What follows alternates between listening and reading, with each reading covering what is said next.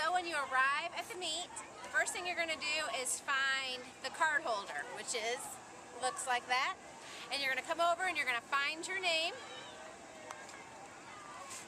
Harris, and you're going to grab the cards that are in that pouch. I've got two swimmers today, so I have a boy which has blue cards and a girl that has pink cards. Each swimmer can swim up to 4 events per meet. So Jake has 4 individual races, and these are his cards, and Megan has, let's see, she's got 3 individual races and this white card, which means she's going to be part of a relay team. When you're part of a relay team, the first swimmer gets an actual card, which can look like this, that will have the swimmers listed, and if you're a 2nd, 3rd, or 4th swimmer, you'll have a white card like this. So once you get your cards, you give those to your swimmer, have them hold those. So there's my swimmers. And you're going to need the essential tool, which is a magic marker. And you're going to write the numbers on their arms. So Jake is going to be in order, in event 18, event 35, 44, and 52. So these are going to be his numbers that he's going to swim on. And he's going to take these cards and put them with his towel and stuff at his spot. There you go. Megan's the same way. So she's going to swim, what? 32, which is 47, 50, and 52.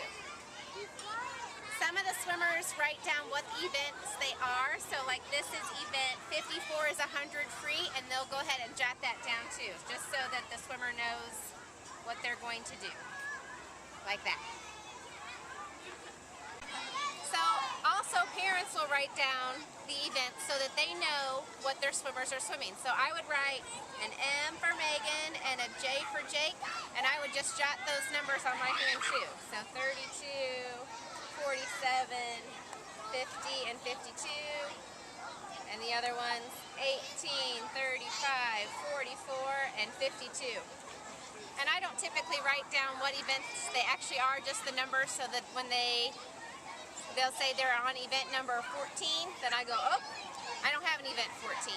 But this is a great way that the kids are in charge of their cards and their parents aren't always looking for the kids. After you have found your heat cards, you can find a shady spot to sit with the other Sea Dragon families.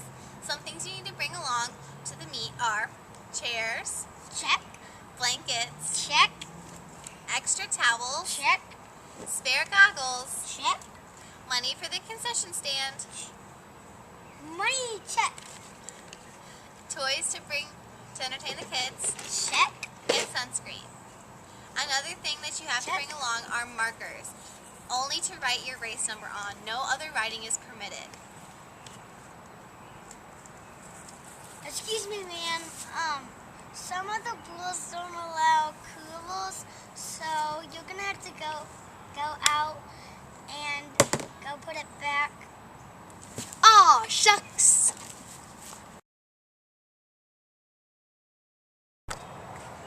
As the meet begins, the bullpen will be putting up numbers like this for the race. For example, if you're number 4, then you will need to go to the bullpen. You'll only need to bring your 1 card that you'll need for the race. Keep your cards clean and dry for the timers to write on them. So parents, I also need you to check in as you get to the meet. You need to find our volunteer coordinator, Becky Ginger or Miriam Carlton, and they will give you a name tag that specifies if you're first half or second half worker and where you need to be working at. It is essential to have all our parents check in as soon as they get there so we know that we have all our workers. So every family is going to receive one of these laminated event cards, and it's got all of the events that happen at each meet. So it's a valuable tool to keep in your swim bag at each meet. So about halfway through the meet, we'll be calling for second half workers. If you're a first half worker, if you would just please stay in your designated working position until you have been relieved by a second half Sea Dragon parent. So that wraps up our second video that covers what happens before and during a meet. I hope that this clears up a lot of questions that you might have, and if not, just feel free to ask me. Thanks. Have a great day.